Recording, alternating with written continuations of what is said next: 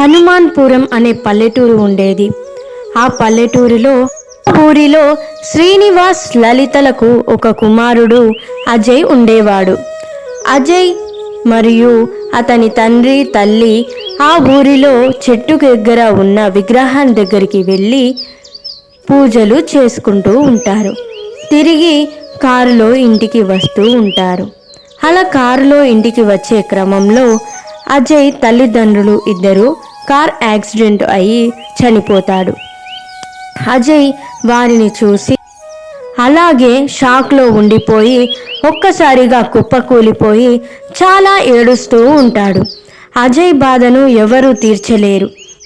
అజయ్ బాధను చూసి అక్కడికి హనుమంతుడు ప్రత్యక్షమై అజయ్తో ఇలా మాట్లాడుతూ ఉంటాడు. ఆంజనేయ, నా తల్లిదండ్రులు యాక్సిడెంట్లో చనిపోయారు. బాధపడకు నాయనా, నీకు నేను తోడుగా ఉంటాను. నీ తల్లిదండ్రుల వలె నేను నిన్ను చూసుకుంటూ ఉంటాను. అజయ్ అప్పటి నుంచి హనుమాన్ విగ్రహం దగ్గరే పూజలు చేసుకుంటూ హనుమంతుడిని స్మరిస్తూ హనుమంతుడిని తల్లి తండ్రిగా అయి ఉంటాడు. రోజులు గడుస్తున్న కొద్దీ అజయ్ పెద్దవాడు అయిపోతాడు. పెద్దవాడు అయినా సరే అజయ్ హనుమంతుడికి పూజలు చేస్తాడు. కాలం మారుతుంది, రోజులు గడుస్తున్నాయి. ఒకరోజు ఆ ఊరిలో ఒక యక్ష మాంత్రికుడు అతని శిష్యురాలు యక్షిని అనే రాక్షసి ఉండేవారు. యక్షిని మరియు యక్ష మాంత్రికుడు ఇద్దరు కలిసి తమకు శక్తులు కావాలని, ఆ శక్తులు కావడానికి తనకు ఒక బలి ఇవ్వాలని, ఆ నరబలి కావాలంటే అజయ్ని చంపాలని చెప్తాడు యక్షమాంత్రికుడు యక్షినితో. యక్షిని సరే అని చెప్పి అజయ్ వెళ్తున్న మార్గంలోకి అడ్డుకు వెళ్ళి అజయ్తో ఇలా మాట్లాడుతూ ఉంటుంది యక్షిని. హే, ఎవరు నువ్వు? నా దారికి ఎందుకు అడ్డుగా నిలిచావు? తప్పుకో ఇక్కడి నుంచి. చూడడానికి రాక్షసిలా ఉన్నావు. నా గురించి తెలియదు, నాకు అడ్డు తప్పుకో. నీ గురించి నాకు అన్నీ తెలుసు. నువ్వు నా నుంచి తప్పించుకోలేవు. నిన్ను నేను చంపేస్తాను.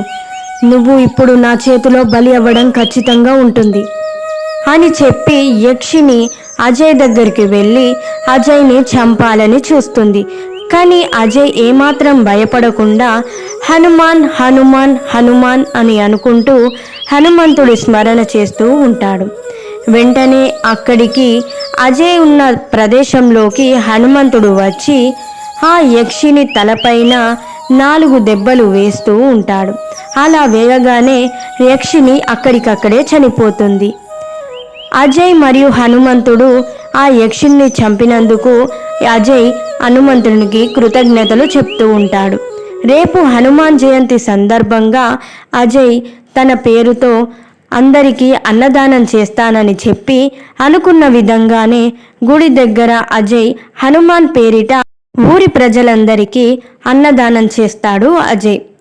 అజయ్ చేసిన మంచి పనులకు ఊరి ప్రజలందరూ చాలా మెచ్చుకుంటూ ఉంటారు.